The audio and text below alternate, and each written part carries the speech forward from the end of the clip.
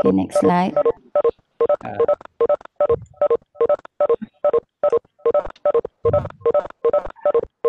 Okey, Assalamualaikum dan salam sejahtera semua pelajar-pelajar.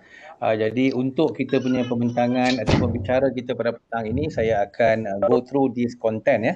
Yang mana yang pertama kita akan membicarakan berkenaan dengan definisi dia punya kunci kata yang utama, key terms, kemudian kita akan tengok on the sustainability iaitu kelestarian, and then the next one will be the linear economy and the repercussion of the linear economic model.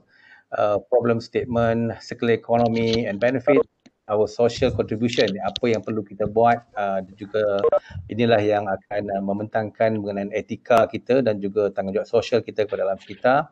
Dan item nombor 7 dan nombor 8 adalah call for action, apa yang perlu kita laksanakan, dan akhir sekali apakah kita punya expected outcome yang kita akan dapat apabila kita melaksanakan tugasan kita sebagai khalifah di muka bumi ini. Okay, next slide. Okay, next slide.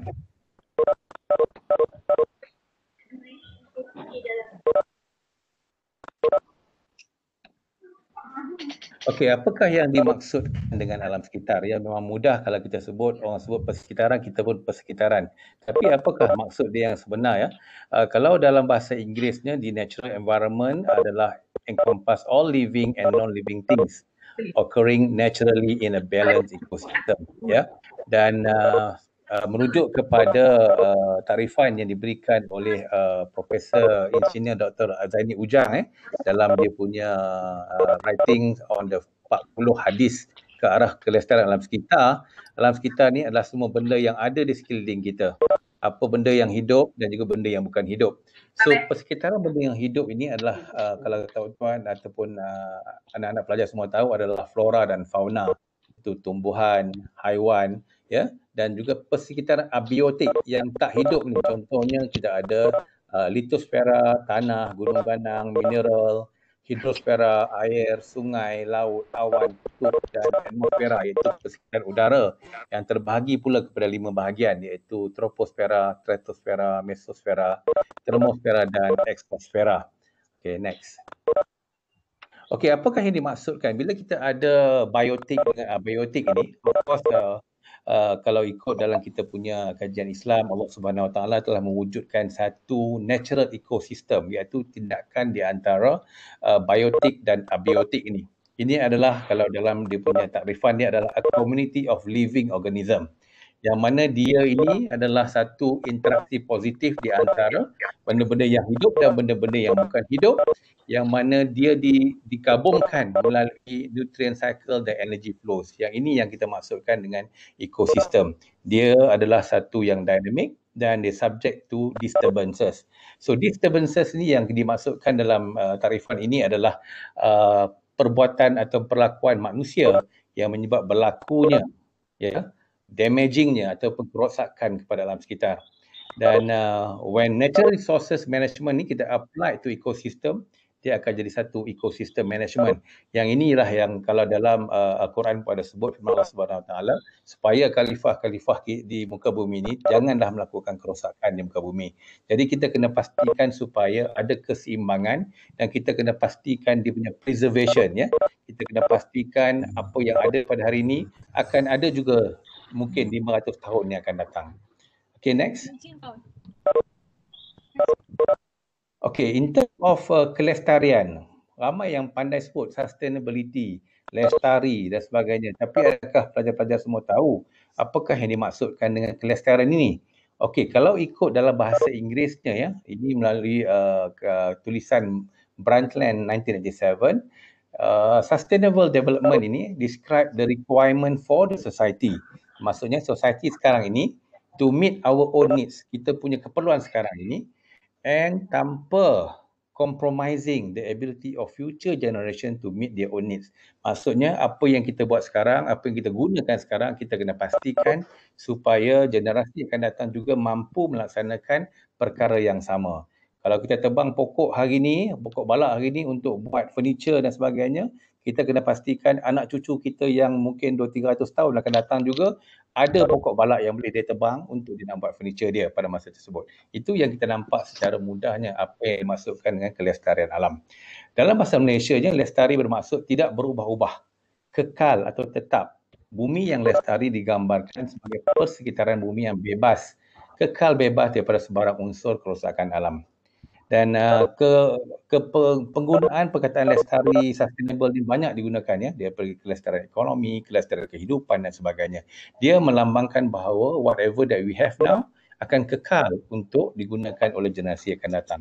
Kalau adik-adik tengok dia punya gambar rajah di sebelah kanan itu, bagaimana hubungan di antara planet, profit dan people, dan benda inilah yang melambangkan sustainable, di mana di antara planet dan profit ni dia mestilah orang kata apa, bearable ya, dan di antara profit dan people pula mestilah viable, dan di antara people dan planet pula dia mestilah dalam keadaan bearable tadi adalah equitable ya. Jadi kita bila ketiga-tiga elemen ini ada dalam kehidupan kita, dalam sekitaran kita, barulah kita namakan bahawa kita dalam kehidupan yang sustainable dan kehidupan yang lestari. Okay, next Data. Setiap soalan nanti akan kita boleh diajukan pada penghujung program ni ya. Okay, apa yang berlaku sekarang ya, sejak 1970s ataupun kita panggil industrial age ya, yang mana semua negara di dunia ini, kita ada 197 countries in the world, kebanyakannya adalah mengamalkan satu sistem ekonomi yang kita panggil linear economy.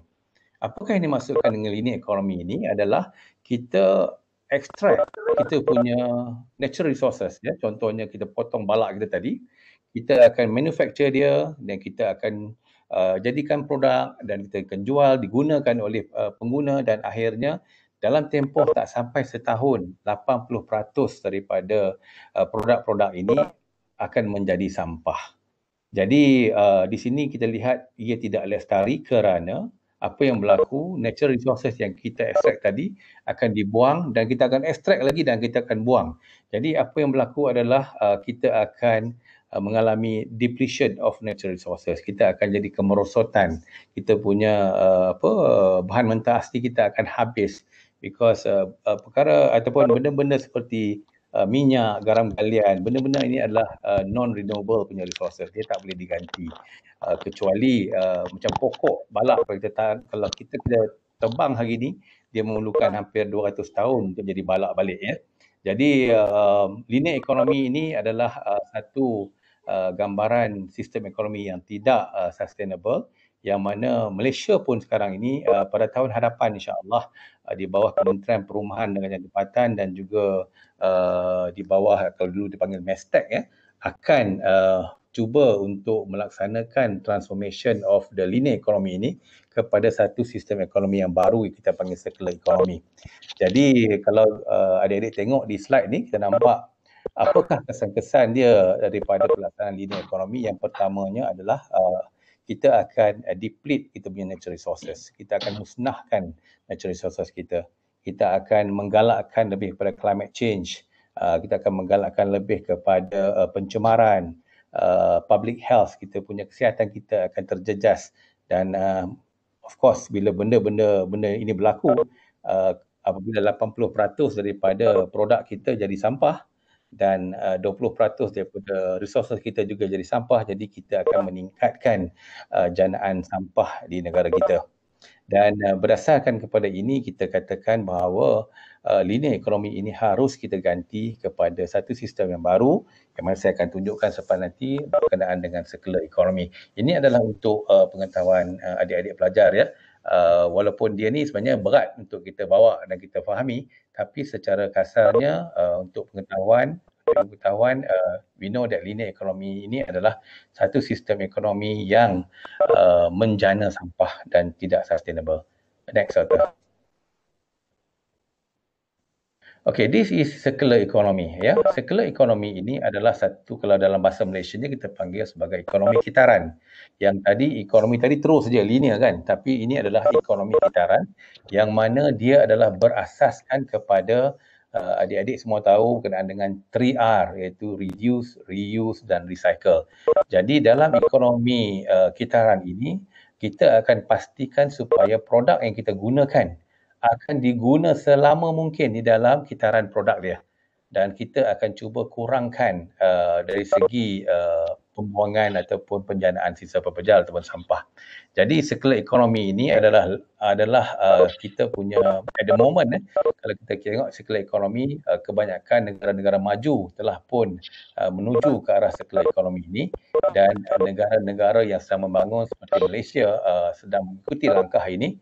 Dan kalau tengok sekarang ni banyak promosi-promosi daripada pihak kerajaan sendiri yang menggalakkan kepada amalan 3R, iaitu reduce, reuse dan recycle. Jadi dalam circular economy, kalau tadi kita tengok lebih kepada penjanaan sisa pepejal, tetapi di dalam circular economy ini dia bermula daripada reduce itu sendiri ataupun waste minimization, yang mana kita akan lebih cenderung kepada mencipta produk baru yang tak ada sampah, yang tidak akan menghasilkan pencemaran. Itu adalah konsep circular economy. Yang kedua adalah kita nak kekalkan produk atau bahan tu selama mungkin di dalam kitaran kehidupan dia. Dan yang ketiga, regenerate natural system ini lebih kepada bumi, yang mana kita nak jadikan sisa daripada pokok dan sebagainya sebagai kompos dan dia balik kepada bumi. Jadi kalau tengok daripada gambar raja di sebelah kanan, tengok ya, ini adalah daripada SOS Ellen MacArthur Foundation yang memang sebuah organisasi yang betul-betul mempromosikan circular economy ini di negara-negara Eropah. Dan kita tengok hanya residual sahaja ataupun bahan-bahan yang dah tak boleh pakai saja yang kita buang. Yang lain tu kita akan masukkan balik ke dalam kitaran dia untuk diguna semula. Dan kalau tengok gambar rajah di bawah, kita tengok on the linear metabolism, apa yang berlaku apabila kita menggunakan non-renewable energy.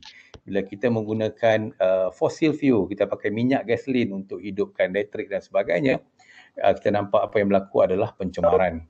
Dan apabila sisa makanan itu pula kita buang, ia juga menyebabkan pencemaran. Dan kalau you tengok di sebelah kanan on the circular economy, kita akan cuba sedaya upaya untuk menggunakan tenaga yang boleh diperbaharui. Contohnya sekarang ni banyak buat solar ya. Banyak solar system yang dipasang even di Malaysia yang boleh menjana tenaga, dan tenaga itu boleh diperbaharui dan tidak ada pembebasan karbon dioksida ke ruang udara kita. Dan sisa makanan pun kalau syarikat saya, kita cuba menghasilkan dedak ayam, kita tak buang. Jadi itu adalah part of the circular economy. Dan apa yang akan berlaku apabila barang-barang ini ataupun benda-benda ini kita dapat recycle, dapat guna semula, dia akan meminimalkan pencemaran dan juga wastages ya. Okay, next. Next, Tuan. Okey, apakah yang dimaksudkan kita dengan solid waste management? Pengurusan sisa pepejal ya. Pengurusan sisa pepejal ini merupakan subset kepada alam sekitar. Ia merupakan satu kaedah yang amat penting untuk memastikan kelestarian alam sekitar. Kalau kata perkhidmatan sampah ini tidak dijalankan dengan betul, tidak efektif, dan kalau kita tengok di Malaysia pun kita masih ada lagi banyak tapak-tapak perbusan, dump site, dan masyarakat di Malaysia pun banyak lagi buang sampah merata-rata, dan ini akan menyebabkan berlakunya pencemaran dan ia akan merosakkan alam sekitar. Jadi solid waste management ini ditakrifkan sebagai kita punya control of generation of waste, kita punya control untuk janaan sisa pepejal dan juga dia punya simpanan, kutipan, kita bawa ke treatment facility dan akhir sekali kita akan dispose. Jadi di Malaysia ini kalau nak dimaklumkan kepada adik-adik semua, kita menjana hampir sekarang ya 2020 hampir 40,000 tan sampah sehari. Jadi kalau tidak dilaksanakan satu sistem yang efektif, saya rasa kita akan turun dalam sampah. Jadi adik-adik tengok di sebelah kanan itu adalah kita panggil waste management hierarchy. Waste management hierarchy ni memang diguna pakai saya rasa dalam 30-40 tahun yang lalu, dan ia merupakan satu prinsipal yang memang penting. Yang satu konsep yang memang penting yang mana kita akan lebih mementingkan kepada waste minimization, waste prevention. kemudian barulah kita pergi kepada reuse, dan kita pergi recycling, energy recovery, dan akhir sekali dah tak ada cara lain barulah kita dispose. Ya. Okay, next. Okay, when we talk about sustainability, next, bila kita bercakap tentang kelestarian, dari segi dia punya sustainable development, kita talk about circular economy, kita talk about the waste management, yang paling penting adalah di sini adalah we come to the common answer. Dia datang kepada satu common punya matlamat, objektif yang sama, iaitu managing the resources. So resources inilah yang penting dalam memastikan supaya kita punya alam sekitar berada dalam satu keseimbangan, yang mana kalau dalam Islam dia sebut mizan, ya, neraca keseimbangan. Kita nak pastikan supaya it always balance. Bila kita potong balak, kita dah tanam balik balak tu untuk kita punya 50-60 tahun akan datang. Bila kita punya bakau habis, kita start tanam bakau untuk pastikan kita replenish balik. Jadi kita nakkan keseimbangan di dunia ini. Jadi those yang disebut sekarang ni adalah resources. Dia adalah sumber, dan ini adalah penting, di mana managing resources ini vital, adalah satu elemen yang amat penting untuk kita mencapai kelestarian. Next. Next, Doctor. Okey, dalam Islam pula, ya, dalam Islam dia memberikan satu perspektif yang hampir sama, tapi dia punya jawapan yang berbeza, iaitu berasaskan kepada ajaran tauhid atau kefahaman kesatuan yang menggabungkan manusia, alam dan Tuhan, ya. Kalau kita Allah Subhanahu Wa Taala, kalau agama lain dia ada Tuhan masing-masing. Jadi agama Islam ini, bila kita tengok balik bertajuk tadi, adalah etika dan juga tanggungjawab sosial. Agama Islam menjadikan akhlak sebagai terang hubungan antara manusia, alam dan Tuhan. So jadi berasaskan dasar itu, segala masalah atau pencemaran alam kita berpunca daripada kesempurnaan akhlak. Kalau kita punya akhlak yang mulia, kita tak buang sampah merata-rata. Ya, kita tak pergi bom ikan dekat sungai. Kita tak pergi buang minyak dekat laut. Ya, kita tak buang sampah plastik kita dalam longkang dan sebagainya. Itu menunjukkan kita mempunyai satu akhlak yang mulia. Dan akhlak ini datangnya daripada kita punya etika yang merupakan panduan dan norma perilaku manusia yang perlu diselaraskan berdasarkan kepada untuk membentuk sebuah akhlak yang mulia.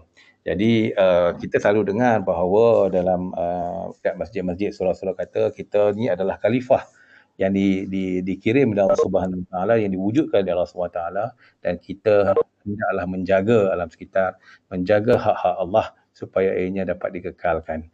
Jadi kewujudan alam ini merupakan tanda yang menunjukkan bahawa kita perlu memastikan supaya alam sekitar ini dapat dijaga dengan sempurna dengan menggunakan akhlak mulia, dan pastikan supaya ianya dapat kita kekalkan untuk kelestarian alam dan juga untuk kita punya generation akan datang. Dan perkataan mizan, iaitu neraca, juga digunakan dalam Al-Quran yang menunjukkan bahawa Allah ni dia dah binakan piawaian dia. Dia ada batasan-batasan dia, dan kita hendak memastikan supaya keseimbangan ini kita perlu jaga. Ya, contohnya kalau kita tengok mizan ini, dia punya neraca timbangannya ada dari segi dia punya langit dia yang duduk tegak atas kita, tak pernah jatuh-jatuh, putaran bulan dan matahari, putaran bumi dan sebagainya. Jadi Islam punya perspektif on alam sekitar ini adalah amat dalam, dan ianya boleh kita guna, ya, sebagai umat Islam, dan juga kepada agama-agama lain pun sama, sebab tidak ada agama yang meminta kita merosakkan alam sekitar. Ya. Next. Next, Doctor. Okay, next. Okay, ini adalah repercussion of unsustainable practice. Sebelum kita nak go what should we do ni, kita nak faham apakah yang akan berlaku apabila kita tidak mengamalkan akhlak yang mulia tadi dalam menjaga alam sekitar. Next, Doctor. Okay, some info berkenaan dengan sistem pepejal kita. Kalau 2017-2018 dengan population kita hampir 32 juta, kita telah menjana, iaitu per person, ya, 0.8 hingga 1.2. Ini menunjukkan peningkatan sebanyak 92% kalau kita bandingkan dengan tahun 2005, yang mana 2005 kita baru 0.6, tapi pada tahun 2012-2013 kita telah 1.17. Jadi 90% peningkatan janaan sisa pepejal. Jadi adik-adik seorang telah menjana 1.2 kilogram sehari sampah. Jadi kita kena ingat balik ya. Kalau kita tengok Jepun, negara Jepun dengan budaya dia yang amat menitik beratkan kebersihan, kalau dulu dia 1.2, sekarang dia dah turun kepada 0.95 kilogram per person. Tengok macam mana dia punya akhlak ataupun budaya tadi, walaupun dia orang ni bukan Islam, tetapi dia mengamalkan amalan menjaga kebersihan dan menjaga kelestarian alam dia, sebab dia tak ada dia tak macam Malaysia, tempat dia banyak untuk nak buang sampah, dia tak ada tempat. Jadi negara Jepun, rakyat Jepun for the past 50 tahun yang dulu dah mula membudayakan amalan kebersihan, dan apa yang kita lihat pada hari ini, daripada dia menjana 1.1 kilogram 10 tahun yang dulu, sekarang dia telah turun 0.95 kilogram per person. Jadi itu adalah satu contoh yang dapat kita contohi untuk melestarikan alam sekitar kita. Dan kalau tengok daripada peningkatan ya, tadi saya sebut 91%, tapi apabila telah mencapai 2017 dan sekarang, peningkatan sampah kita setahun adalah 4%. Dan ini menghasilkan lebih kurang 247 juta tan of carbon dioksida, yang mana ini adalah salah satu punca utama kepada kita punya climate change ya. Dan kos yang digunakan oleh kerajaan untuk membiayai ini pula meningkat setiap tahun ya. Pada tahun 2016-2017 1.86 bilion, dan duit-duit ini sebenarnya kalau kita gunakan untuk kemajuan dan membantu rakyat, saya rasa itu dah lebih baik daripada kita gunakan untuk menjana sampah. Tetapi sebaliknya, kalau kita tengok di sebelah kanan itu, kita punya solid waste composition ya, 45% adalah sampah makanan. Sebagai orang Islam, kita tak seharusnya membazirkan makanan, tapi kita adalah di antara negara-negara yang mempunyai pembaziran makanan yang tinggi. Dan memang kita tak nak membuang sampah makanan ini di tempat-tempat perebusan, kerana penghasilan gas metana adalah tinggi apabila berlakunya penguraian secara anaerobik ataupun penguraian tanpa oksigen yang menghasilkan gas metana. Dan gas metana ini bila dibebaskan, dia adalah lebih kurang 21 lebih berbahaya daripada karbon dioksida. Dan kalau kita tengok juga daripada composition ini, ada elemen plastik, ada elemen papers yang boleh kita kitar semula. Okay, next. Okay, sini adalah kita punya apa yang berlaku ya. Memang setiap negara mendambakan kemajuan ekonomi, kerana kemajuan ekonomi ini memang diperlukan untuk memastikan the wealth of the nation, supaya masyarakat atau rakyat hidup dalam dengan mampu mempunyai taraf ekonomi yang baik. Tetapi apa yang berlaku apabila peningkatan ekonomi ini, dia akan menyebabkan, kalau kita tengok bila ekonomi meningkat, kita punya economic wealth kita meningkat, kita punya kekayaan kita meningkat, kita punya disposable income kita meningkat, kita punya kemampuan membeli kita meningkat. Dan apa yang berlaku bila kemampuan membeli ini meningkat, kita akan beli lebih banyak, kita akan makan lebih banyak, dan kita akan buang lebih banyak. Dan apabila kita buang lebih banyak, tengok sini daripada 38,000 tan sehari, kita membuang kertas sebanyak 3,000 lebih tan sehari. Kita membuang 16,000 tan makanan. Kita membuang 5,000 tan plastik. Kita juga membuang green waste, yang mana bahan-bahan ini boleh digunakan sebagai bahan yang menjadi secondary raw material untuk benda lain. Ya, jadi daripada sini kita lihat anthropogenic itu adalah salah satu aktiviti yang menyebabkan berlakunya environment pollution. Ya, next ada.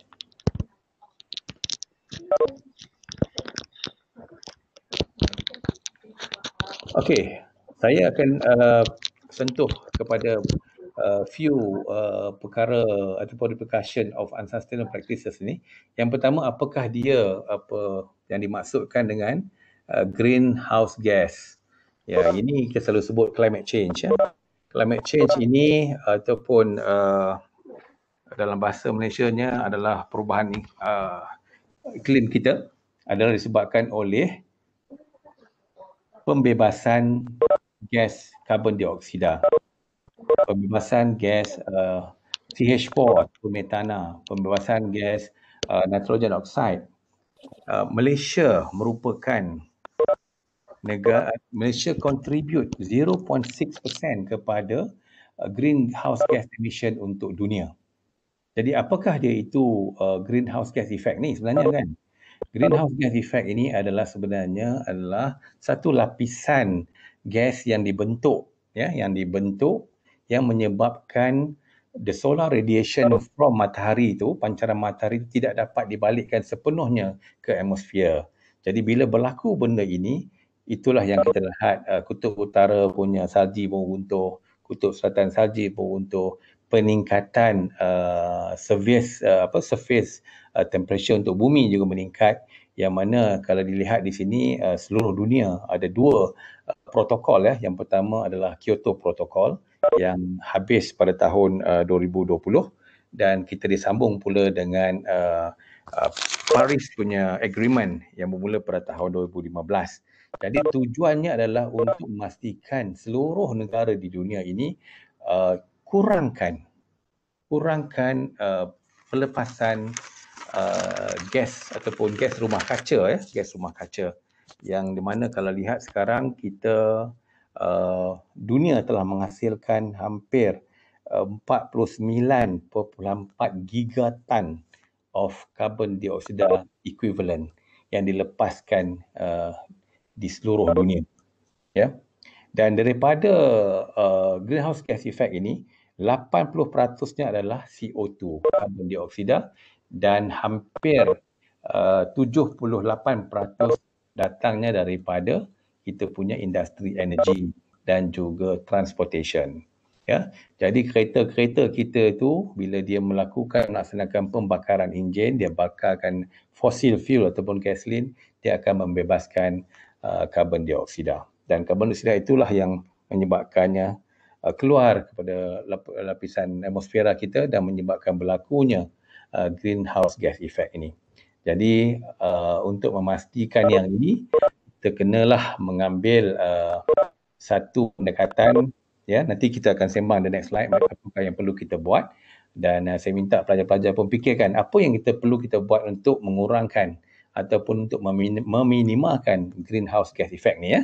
Okey, yang kedua adalah biodiversity loss. Ini berlaku disebabkan oleh apa? Ya, apabila kita melakukan apakah itu biodiversity? Ya, kita mempunyai flora dan fauna dan kita merupakan negara yang ke-12 di dunia yang mempunyai the mega diverse countries yang mempunyai flora dan fauna yang bermacam-macam, disebabkan oleh kita ada rainforest kita ya, dan kita ada macam contoh Langkawi Geopark dan sebagainya. So kita mempunyai biodiversity yang cukup banyak, dan ini akan menyebabkan pencemaran yang kita lakukan ya. Contohnya kita pergi tebang balak dan sebagainya, banyak flora dan fauna yang mati dan extinct. So apabila dia mati, apakah kesan-kesan dia kepada environment?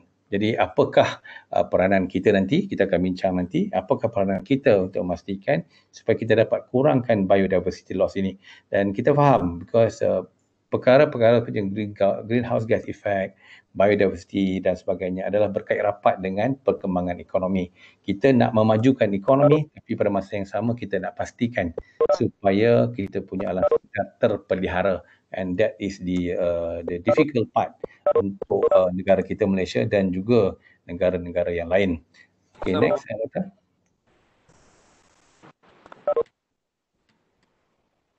Okay, marine pollution ya. Marine pollution adalah one of the biggest problem yang kita face untuk alam sekitar kita. Dan kalau adik-adik semua tahu, Malaysia ya menghasilkan hampir 1 juta tan sisa plastik Dan daripada 1 juta tan setahun ini, hampir 15 hingga 30, hampir 15 hingga 40% dia akan masuk ke dalam longkang kita, masuk ke dalam sungai kita dan akhirnya sampailah dia ke laut. Itulah yang kita tengok kadang-kadang ikan dolphin tersekat dengan plastik mati, ikan paus mati terdampar tepi pantai, penyu-penyu mati terlekat. Because bila plastik ini diuraikan, dia menghasilkan mikroplastik. Mikroplastik ini adalah satu elemen plastik yang amat halus dan apabila dimakan, dia akan menyebabkan kerosakan kepada usus dan sebagainya. So, okay, yang terakhir adalah deforestation. So, deforestation again, apa yang berlaku adalah pembalakan, pembalakan haram dan sebagainya yang menyebabkan, ini berkait rapat dengan kita punya biodiversity loss tadi, yang mana bila hutan ditebang, harimau dah lari, harimau, singa pun dah mati dan sebagainya. So, ia menyebabkan kita punya tanah kita terdedah kepada cahaya yang ekstrim, yang mana ia akan menyebabkan kerosakan kepada kita punya ekosistem. Okay, next Atta.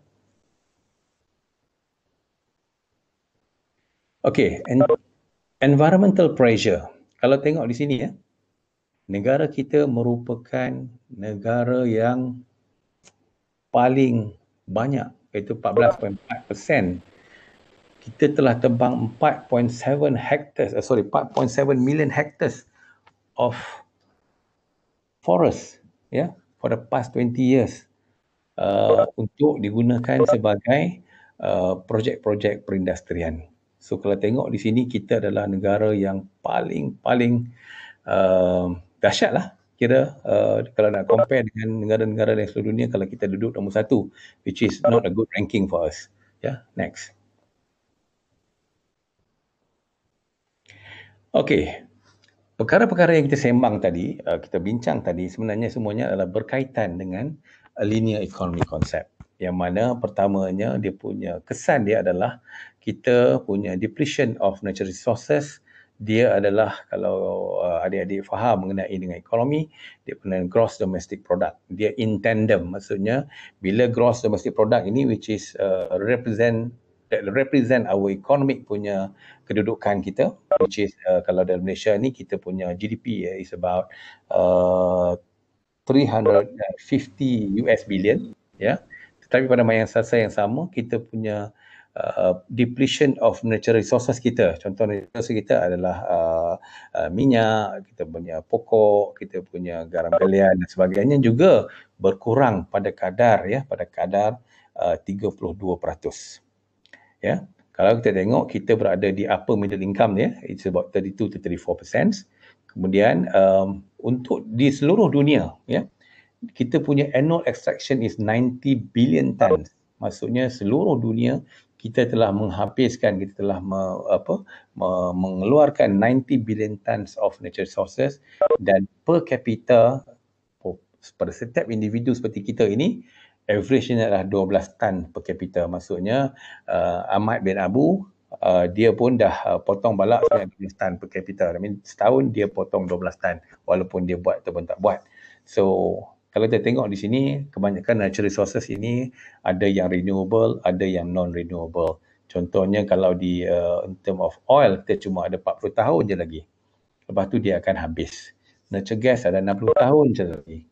Phosphorus ada 100 tahun je lagi. So those are the thing yang kita kena fikirkan sekarang, bagaimana kita boleh minimizekan ataupun panjangkan lagi usia dia orang ni, sebab after 40 years kemungkinan besar kita punya stok minyak kita pun akan habis. So yang kedua adalah climate change, kita dah bincangkan tadi. Yang ketiga adalah on the waste management. So waste management ini seluruh dunia kita mempunyai population hampir 8 bilion penduduk, dan kita menghasilkan 2.2 bilion tan of sampah per day, yang mana per year, yang mana 323 tan saja recycle, iaitu 16%, dan yang lain-lainnya akan dibuang di tapak-tapak pelebusan. Okay, next. Next, ada. Okay, ini adalah untuk Malaysia kalau kita tengok, ini adalah analisa yang saya buat.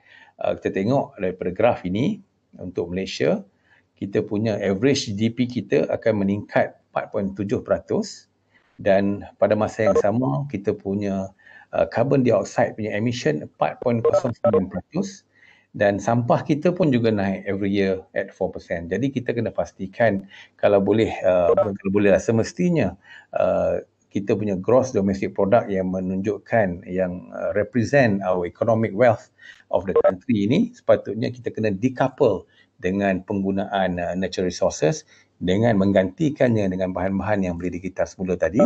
Dan yang kedua, kita kena pastikan supaya kita menggunakan renewable energy supaya emission of carbon dioxide yang menyebabkan berlakunya climate change dan juga greenhouse gases punya impact tadi dapat dikurangkan, yang mana kita kena tukar daripada kita menggunakan fossil fuel ataupun minyak petrol dan diesel untuk menjalankan kerja-kerja industri. Tapi sebaliknya kita menggunakan contohnya the solar power untuk tujuan yang sama.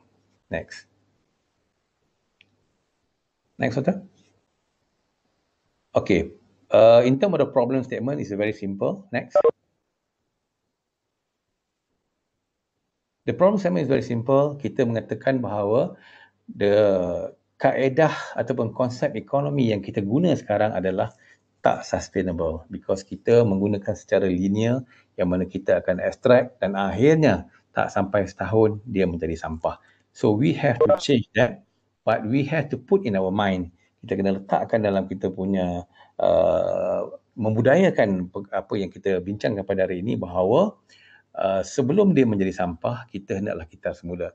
Dan kita menganggap bahawa setiap sampah yang dijana itu, ia merupakan resources. Ya? We are not talking about waste management, we are going to talk about resource management. Yang mana daripada sampah, kita jadikan dia sebagai sumber yang berguna semula. Jadi untuk memastikan supaya ini dapat dijalankan ataupun berjaya dilaksanakan, kita kena introduce the concept of circular economy. So circular economy ini yang menggunakan the principle of the 3R, the reduce, reuse and recycle. Kita intervenekan dalam kita punya current model kita untuk kita mencapai kelestarian. So ini adalah dia punya statement of the problem and also the framework when it comes to theoretical dan juga conceptual yang kita boleh guna pakai. Okay, next. Okay, this is basically the key enablers. Yang pertama, of course, the government have to, kerajaan kena menggubal polisi-polisi dan juga regulation yang perlu untuk kita adopt daripada linear kepada circular economy.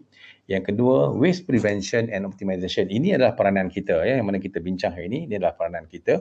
Macam mana kita nak memastikan kita minimizekan sampah dan menggunakan dan mengamalkan amalan 3R tadi untuk memastikan supaya bahan-bahan ini boleh diguna semula. Dan yang ketiga adalah of course the teknologi. Saya rasa teknologi ini tak bermasalah kepada Malaysia kerana Malaysia mempunyai ramai expert dalam bidang ini. Dan yang keempat, renewable energy. So ini penting because bila kita berbincang pasal alam sekitar, kita nak pastikan supaya pembakaran menggunakan fossil fuel dapat dikurangkan, yang mana fossil fuel ini akan menghasilkan karbon dioksida, dan karbon dioksida ini adalah merupakan antara elemen penting kita punya greenhouse gas. Jadi kalau kita menggunakan solar energy, dah tak ada lagi pembebasan CO2, kita dapat minimizekan kita punya impact on climate change, dan kita juga akan mematuhi kepada protokol-protokol contohnya tadi saya sebutkan tadi, Kyoto Protocol dan juga Paris punya 2015. Dan of course untuk membuat benda ni kerajaan juga perlu tengok bagaimana untuk mencipta market baru kepada bahan-bahan yang boleh digital semula. Dan of course stakeholders engagement di antara kerajaan, kerajaan pusat, kerajaan negeri, pihak bertempatan, masyarakat, industri kena bersatu hati, kena bersama-sama untuk memastikan benda ini dapat kita laksanakan. Dan yang terakhir, yang dua itu adalah lebih kepada financial support dan juga data management. And of course dengan adanya circular economy, dengan adanya proper treatment and disposal untuk waste, dan kita akan mendapat satu kaedah yang sustainable. Next, Doctor. Okay, this one I can go short. Thanks, Doctor. sebab masa kita pun tak banyak. Okey, circular economy ini adalah kaedah yang diguna pakai di negara-negara membangun. Contoh yang paling bagus adalah Sweden, Germany, Netherlands, and in fact di Asia adalah Japan dan China yang telah pun menggunakan konsep circular economy, walaupun diorang belum mencapai sepenuhnya, but I think they are progressing very well as compared to the new macam negara Malaysia lah, negara-negara yang sedang membangun ya. Jadi kalau tengok di sebelah kanan itu adalah lebih kepada inorganic, yang mana dia lebih kepada recycle, remanufacture, reuse, refurbish ya. Dan di sebelah kiri adalah lebih kepada kita punya on the composting, benda-benda bahan-bahan yang organik, food waste dan sebagainya yang boleh kita return balik kepada bumi ya. Jadi daripada kedua-dua ini, saya nampak benda yang tidak mustahil untuk laksanakan, tetapi yang perlu bermula daripada kita sendiri, because it has to start from the individual. Kalau kata kita mempunyai akhlak yang mulia, etika yang tinggi dalam memastikan supaya penjanaan sampah ini kurang, penggunaan barang yang dapat kita optimiskan, kita dapat share barang-barang kita instead of kita bawa kereta pergi ke kampus, kita kayu basikal. So kita akan kurangkan pencemaran CO2 ya. Contohnya kalau kita di kampung-kampung nak potong rumput, ada seorang je potong rumput tapi dia akan sewa pada orang lain, so tak payah beli banyak-banyak.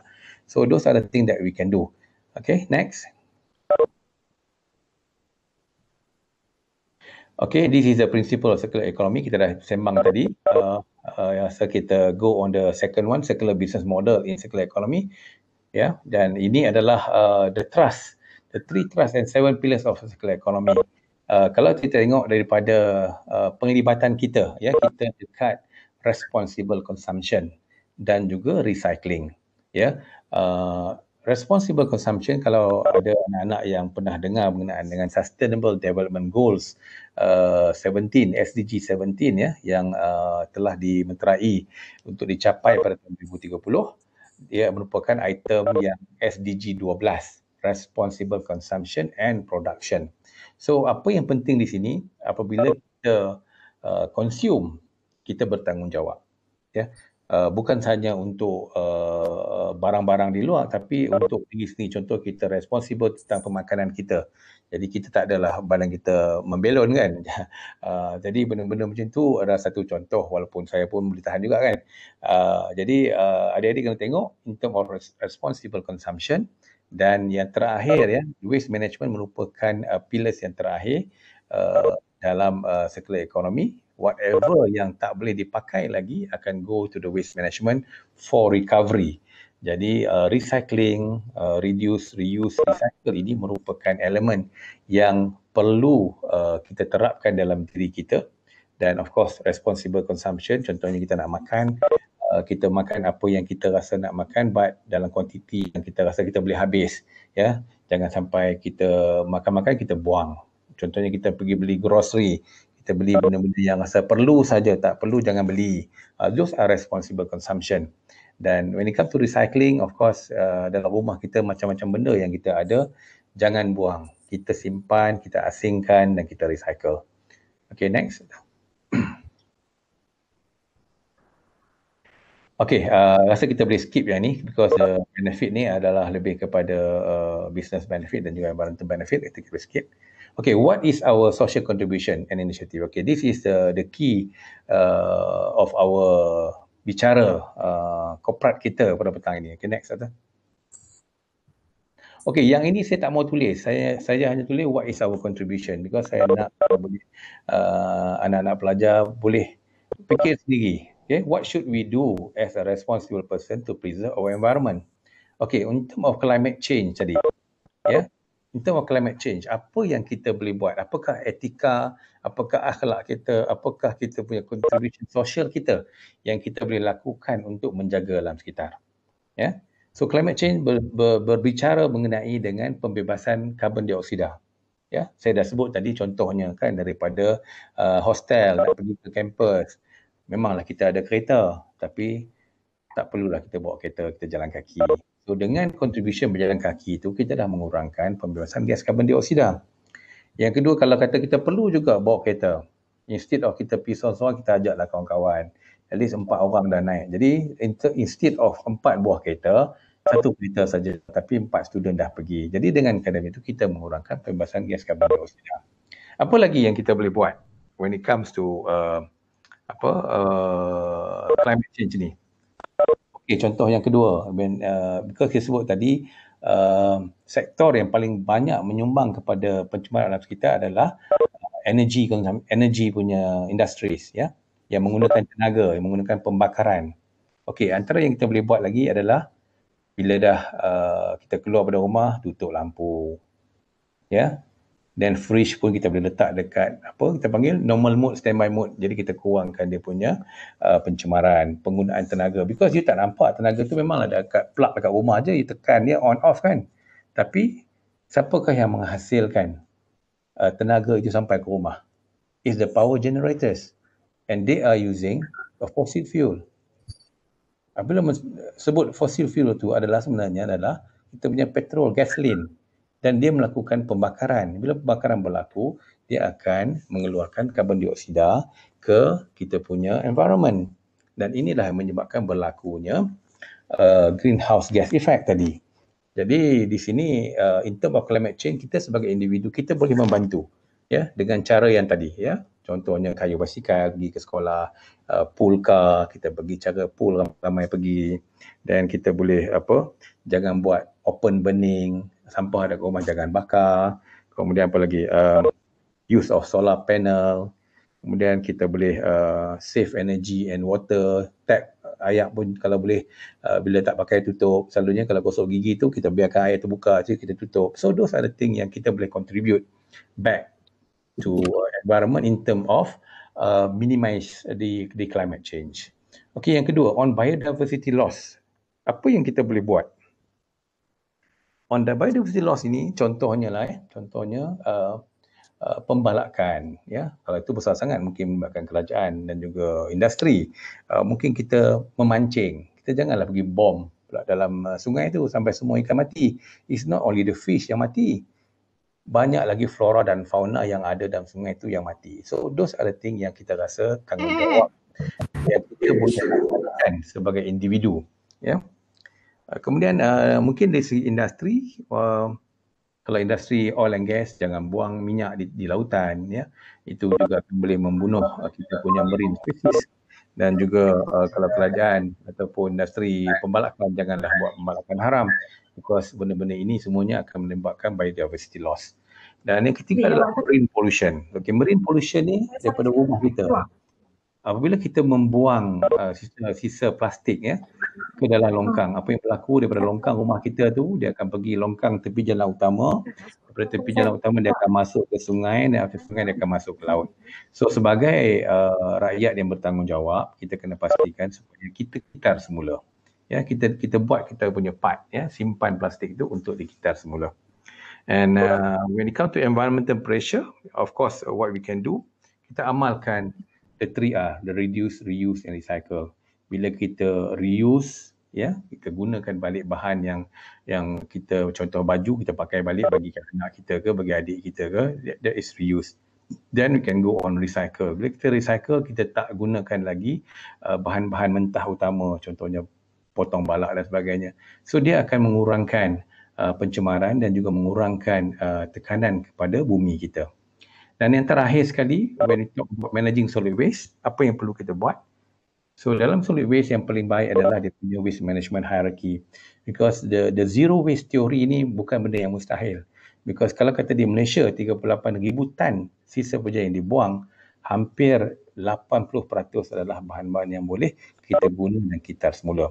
Jadi bila kita mempunyai satu etika, satu akhlak yang baik, yang bukan hanya untuk kepentingan dari segi ekonomi, tapi untuk kepentingan kepada alam, dan juga kita serve as a khalifah kepada Allah Subhanahu Wa Taala. Dan saya rasa insya-Allah kita boleh bagi kita punya contribution balik kepada alam sekitar kita. Next.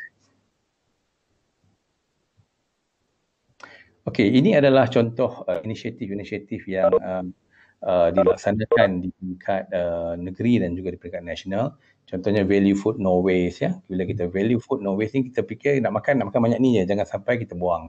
Kemudian kerajaan ada juga melaksanakan separation at source. Kalau di negeri-negeri, contoh di Kedah, kita ada separation at source di bawah SW Corp. Kalau di Terengganu mungkin tak ada lagi because dia bukan di bawah Tanah 72. Mungkin kerajaan negeri juga boleh memperkenalkan program-program separation at source ini. Dan of course daripada industri kita boleh tengok macam mana extended producer responsibility. Bila kata company mengeluarkan botol plastik, dia bertanggungjawab untuk kutip balik plastik tu dan pastikan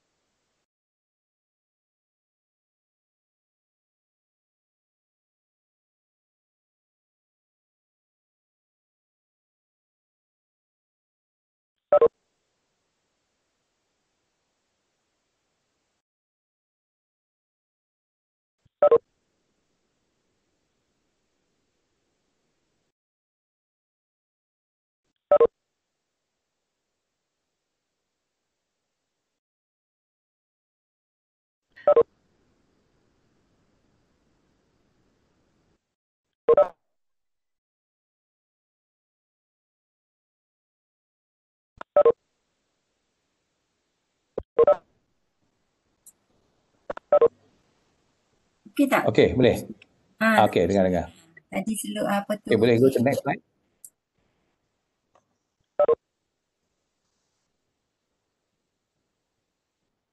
Okay, contribution toward the SDG ya. SDG ni adalah Sustainable Development Goals. Kalau kita tengok tadi yang saya sebut tadi adalah SDG 12, Responsible Consumption and Production. So yang ini kita boleh apply ya. Kita boleh apply untuk kita guna. Bila kita melaksanakan something, kita kena ada tanggungjawab. And then I think it can apply to most of the thing macam life below water on the marine, kemudian zero hunger on the food waste yang mana kita banyak ada food bank. So those are the thing yang akan menyumbang balik kepada alam. Okay, next Atta.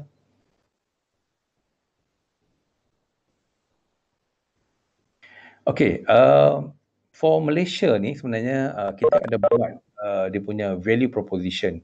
Sebenarnya jumlah janaan pendapatan yang kita boleh dapat daripada sampah ni sebenarnya berjumlah 3 bilion ringgit setahun. Jadi daripada sini kita lihat hampir 80% daripada sampah tadi kita boleh kitar semula. 22% datang daripada plastik dan juga paper. 45% daripada food waste dan 6% daripada green waste. So ini adalah untuk anak-anak pelajar menjiwai ya bahawa sampah ini sebenarnya bukan sampah. Sampah ini sebenarnya adalah duit. Sampah ini boleh menjana pendapatan. Sampah ini boleh melaksanakan a lot of things ya. Itu yang saya nak tekankan di sini. Jangan kita ingat sampah kita buang. Sampah kita buang. But sebenarnya sampah ini boleh membantu kita balik dalam menjana pendapatan. Next. Okey, di Kedah kami memperkenalkan satu sistem yang dinamakan Trash for Cash apps. Mungkin di Terengganu ni belum lagi lah, tapi saya rasa kalau kita nak buat di peringkat universiti, kita boleh buat. Iaitu di dalam kawasan universiti. Yang mana Trash for Cash app ni dia bertindak seperti Food Panda ya. Sebab di antara masalah-masalah kenapa kita semula di Malaysia ni gagal. Yang pertama, ada dalam slide tapi saya ceritakan terus ya. Yang pertama adalah sebabkan tidak ada program kutipan rumah ke rumah.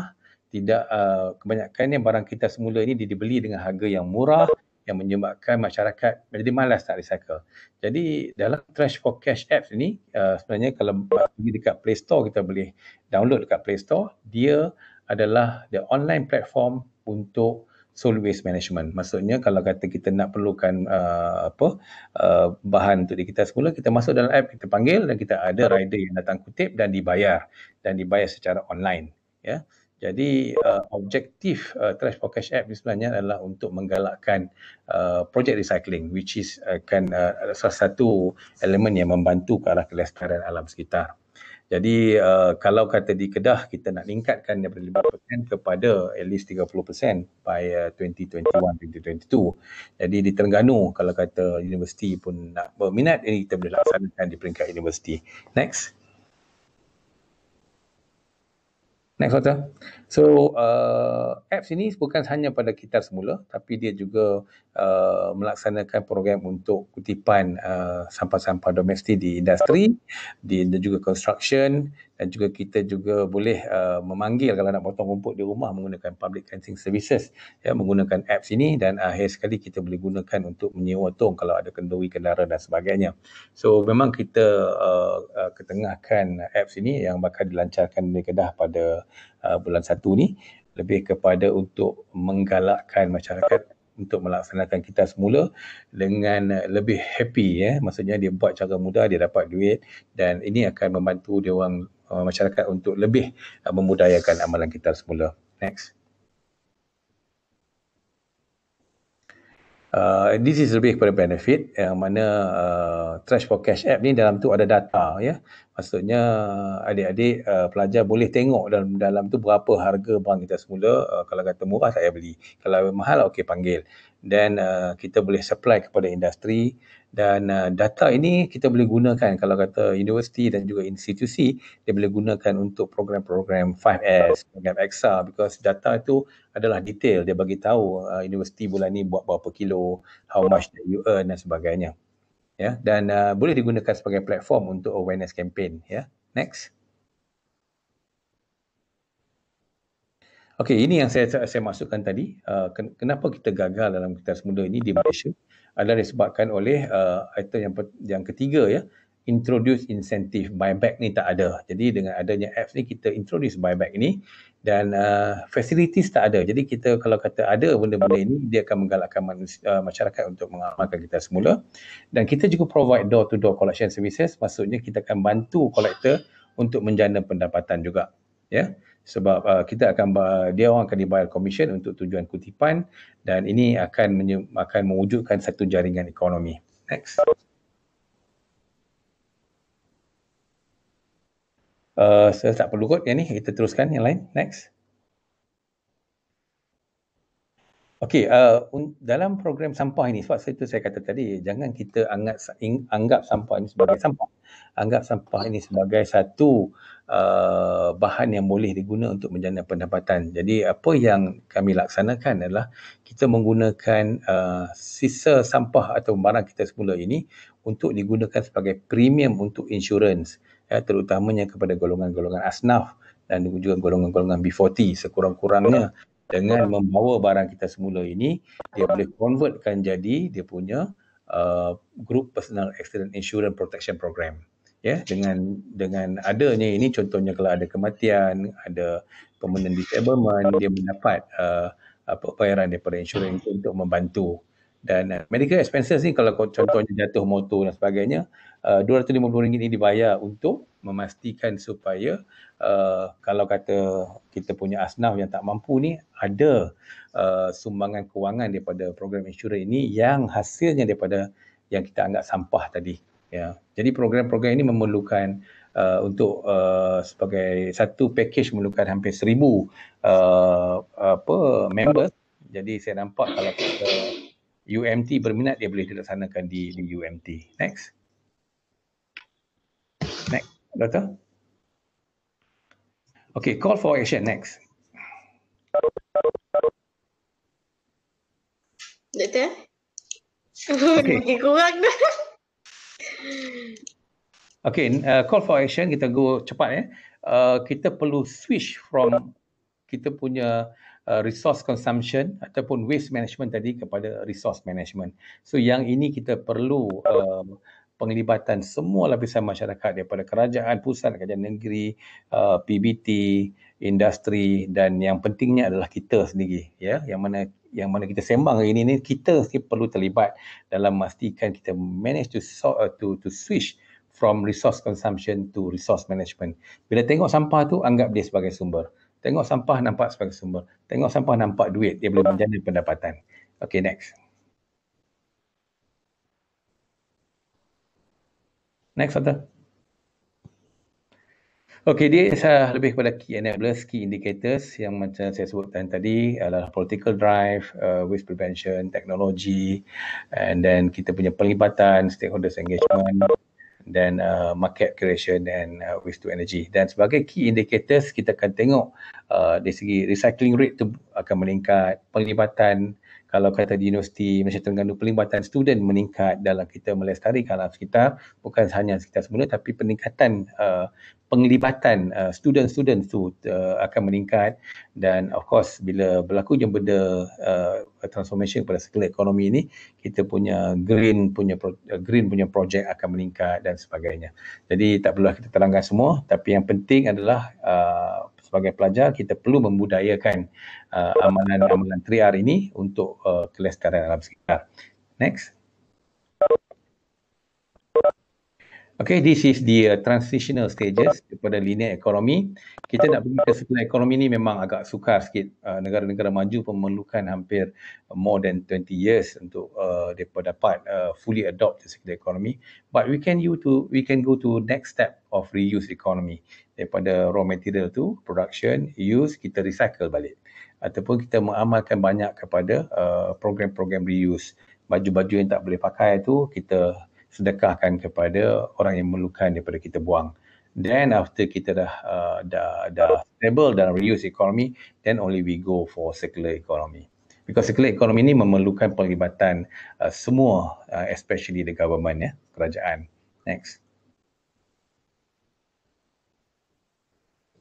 Okay, ini lebih kepada propose kepada Malaysia. Ini saya rasa untuk pelajar-pelajar tengok dan faham apakah kita maksudkan daripada linear economy kepada circular economy. Dan the prinsipnya still sama, kita melihat kepada waste management hierarchy. Yang kita pentingkan adalah prevention dan minimization before kita go to disposal. Okay, next. Okay, next.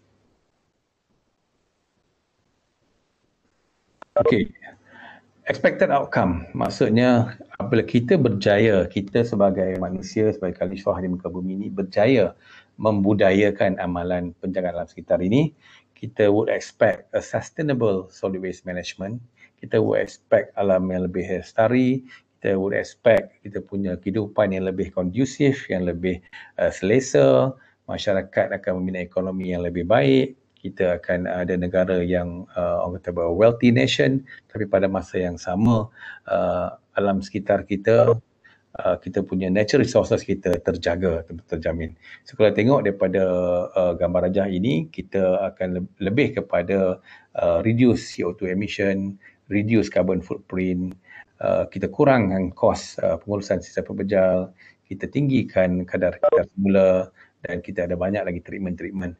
Dan of course kita nak reducekan when it come to landfilling to the dump site. Kita akan ada lebih banyak sanitary landfill yang boleh menjamin kebersihan dan juga proses yang lebih efektif. Next. Okay, this is lebih kepada expected outcome, ya.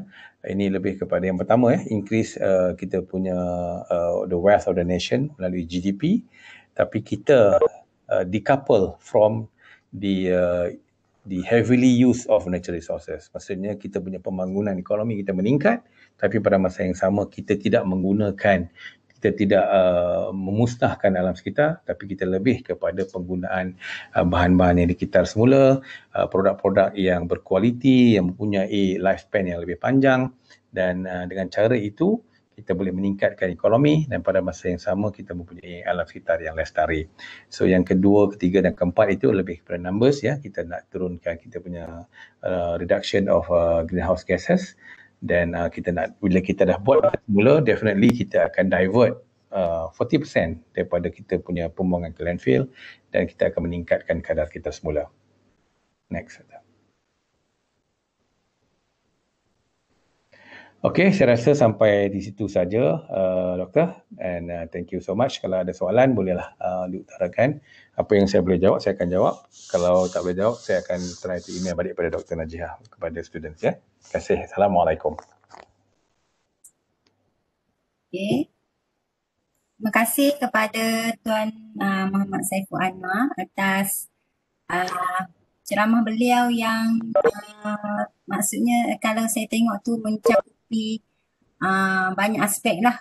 Kalau kamu sendiri, student sendiri, dalam ni pun banyak course kan, ada ekonomi, ada biodiversity, ada marine. Maksudnya apa yang disentuh oleh Tuan Saiful tadi memang menyentuh aspek apa yang course yang kamu belajar sebenarnya. Walaupun kita untuk subjek ni adalah lebih kepada etika kan. Okey, kalau kita tengok sini, saya rasa ada soalan. Atau ada juga kalau yang nak tanya soalan boleh unmute kat sini. Saya baca ada soalan daripada Syahmi Farhan Okey, soalan beliau. Apakah langkah awal kerajaan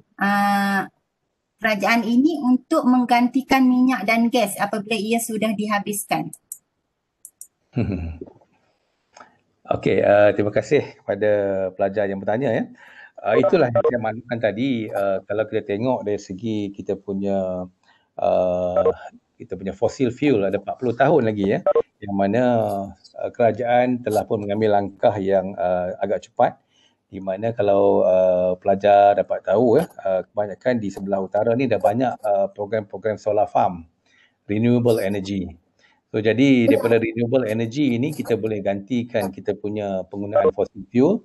Dan beside solar farm ini, contohnya adalah kerajaan di bawah Kementerian Perumahan dan Ketempatan juga melihat bagaimana food waste itu, sisa makanan dapat kita boleh proses untuk menghasilkan tenaga menggunakan satu teknologi yang dipanggil anaerobic digester. So anaerobic digester ini akan menghasilkan tenaga daripada sisa makanan. Dan from that kita lihat kaedah yang paling penting adalah kerajaan perlu mengaplikasikan lebih banyak program-program atau projek-projek yang menggunakan renewable energy. Contohnya daripada solar tadi. Okey. Terima kasih. Okay, terima kasih. Ada lagi soalan? Boleh tanya apa-apa je soalan yang berkaitan. Terima kasih Syahmi yang bertanya tadi, Syahmi Farhan. Ada soalan lain?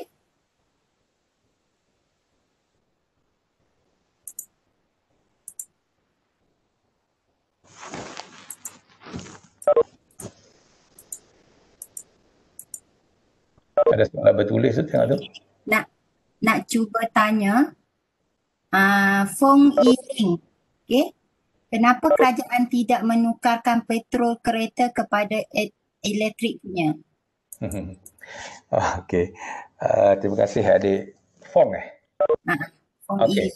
Okey, kalau pelajar tengok ada cubaan untuk mengimport kereta Tesla, electrical powered vehicle.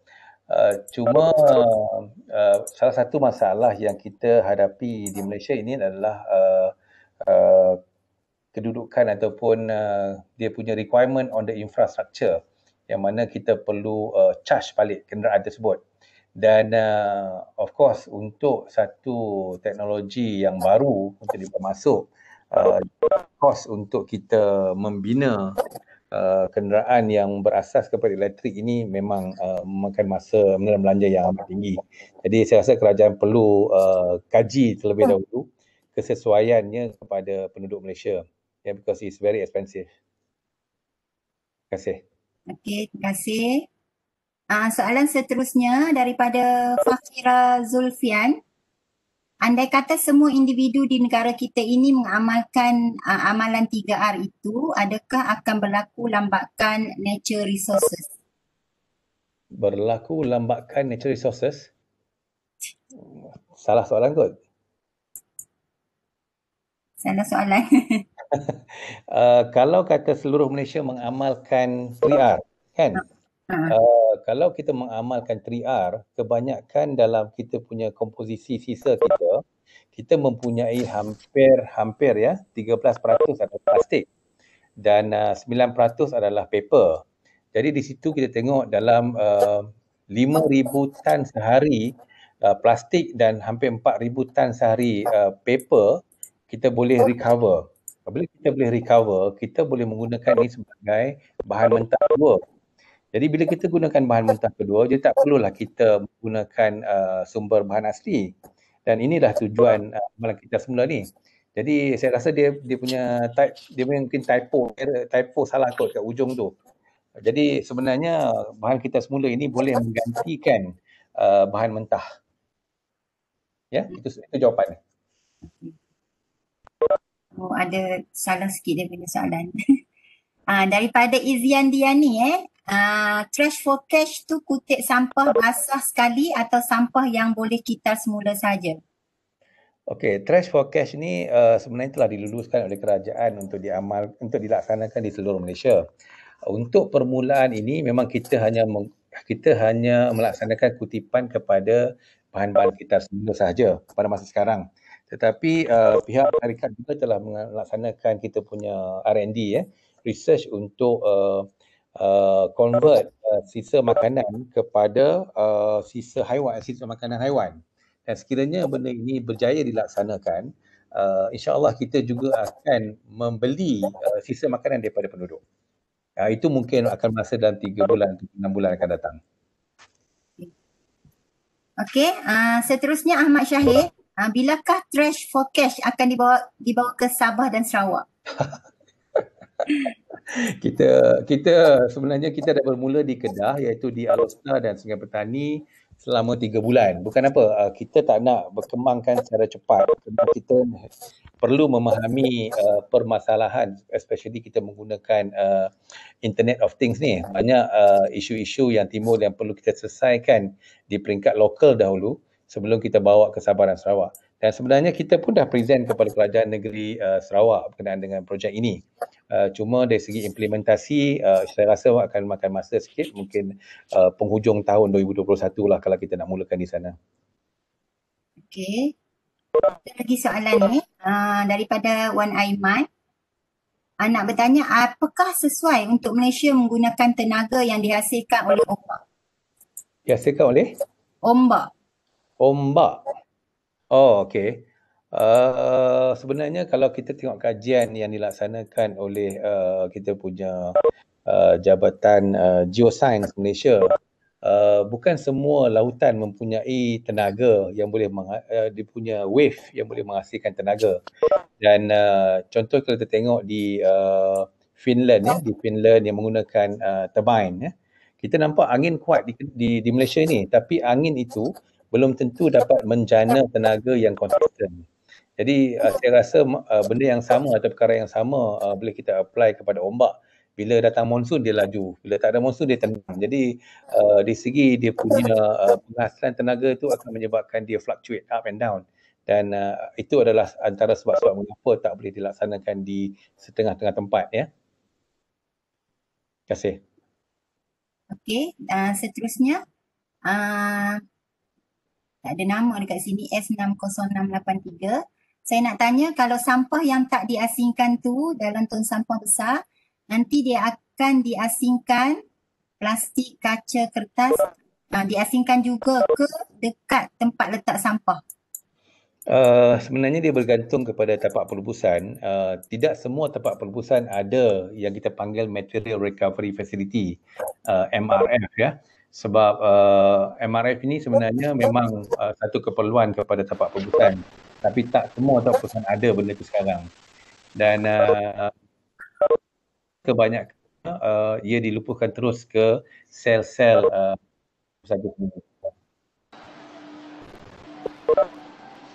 Okey, Alan Lee Heng Leong bagaimanakah kita boleh memaksa korporat-korporat besar untuk menggunakan penyelesaian yang lebih hijau tetapi yang kurang menguntungkan mereka?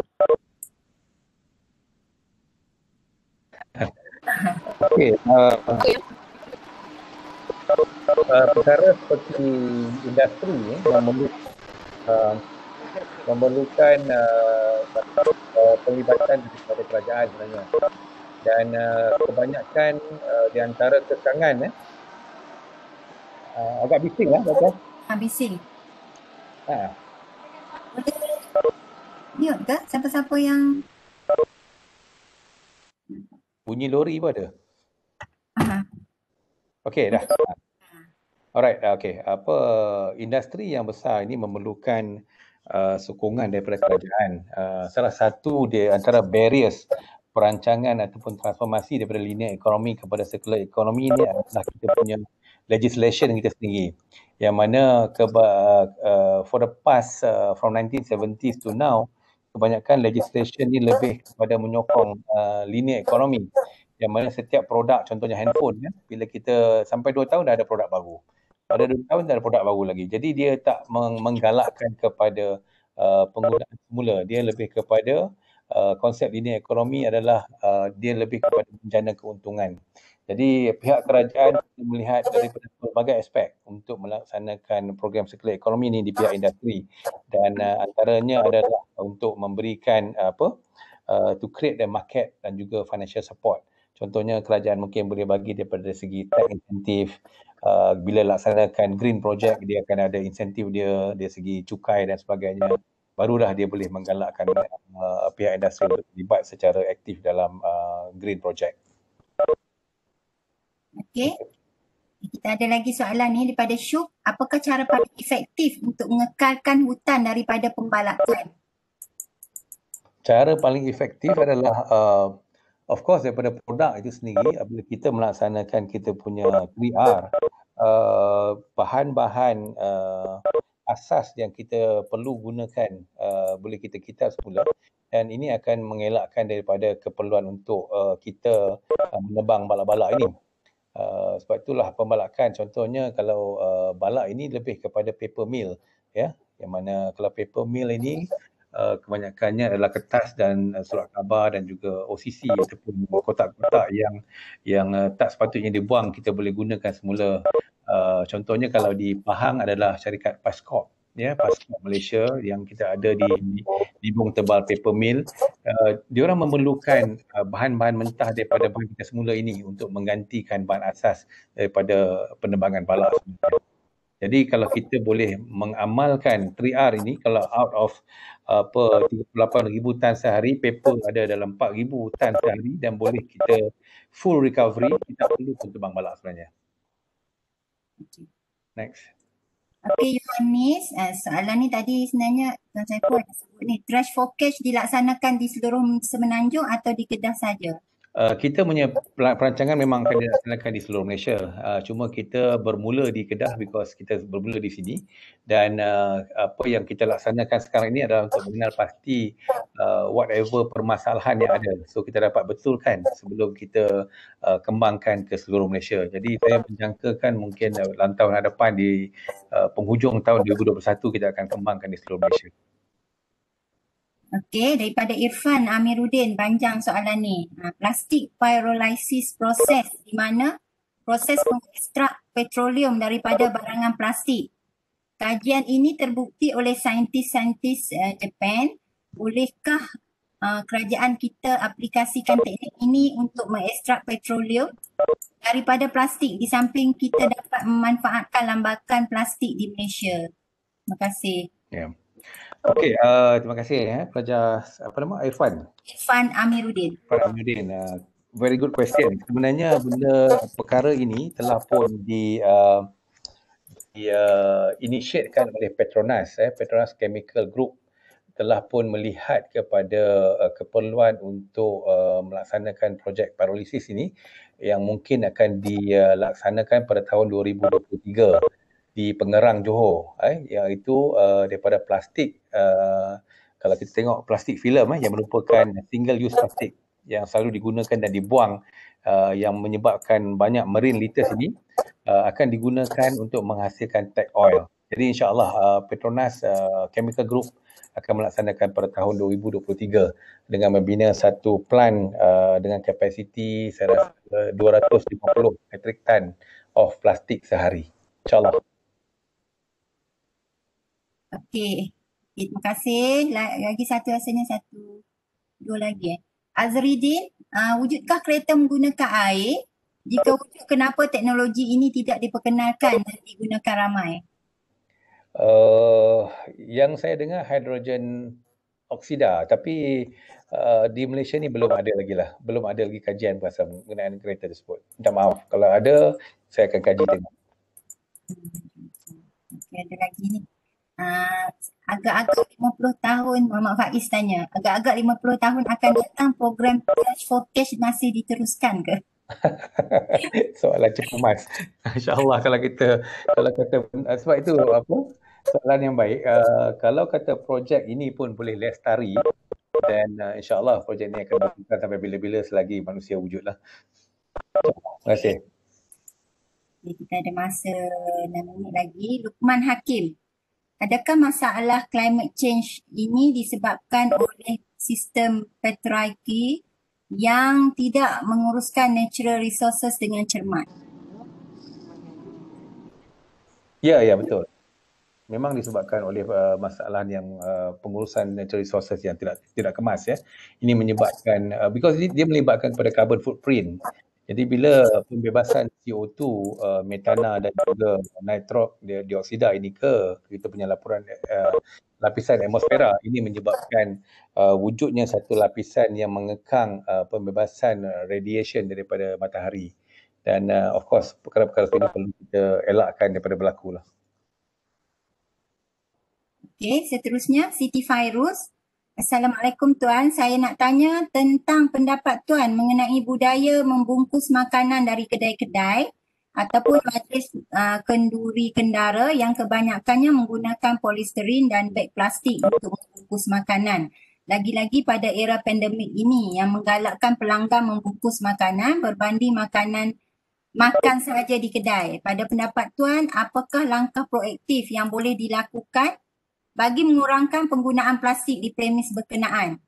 Yang ni, berdasarkan pengalaman saya bertanya kepada rakan-rakan saya, kebanyakan mereka sedar tentang kenaikan jumlah bahan buangan per hari, tetapi mereka kurang mengambil kisah tentang isu tersebut kerana bagi mereka penggunaan plastik itu sudah menjadi kebiasaan kerana ramai yang melakukannya. Kerajaan di bawah Kementerian Perumahan dan Kerajaan Tempatan ataupun KPKT di bawah agensi SW Corp memang serius dalam percubaan untuk mengatasi masalah polisterin ni ataupun kita panggil PS kategori nombor 7 ni, sebab dia memang kalau kata dilupuskan ia menghasilkan toksin yang amat berbahaya.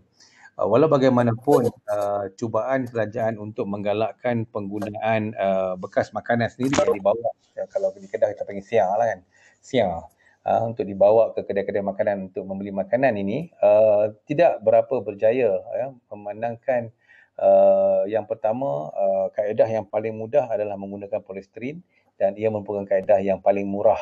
Jadi pada pandangan saya perkara ini hanya boleh diatasi dengan pihak kerajaan melaksanakan satu polisi baru yang tidak membenarkan penggunaan polisterin. Contohnya di Pulau Pinang, dah tak ada dah polisterin di Pulau Pinang sebab adanya satu peraturan yang ketat daripada pihak kerajaan.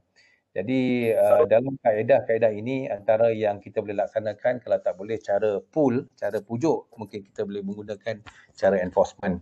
Jadi di Pulau Pinang dah tak ada lagi polisterin disebabkan oleh kerajaan telah mengharamkan terus penggunaan polisterin. Jadi adalah lebih baik kalau di negara Malaysia ini kerajaan pusat terus mengambil pendekatan mengharamkan polisterin. Okey. Soalan terakhir daripada Adha Razak. Adakah semua minyak yang telah diguna pakai mampu dikitar semula ataupun hanya minyak masak yang telah digunakan saja yang mampu dikitar semula? Minyak masak memang boleh dikitar semula. Jadi di Malaysia ini di antara industri yang melaksanakan kitar semula minyak ini adalah beberapa syarikat yang menukarkannya kepada biodiesel.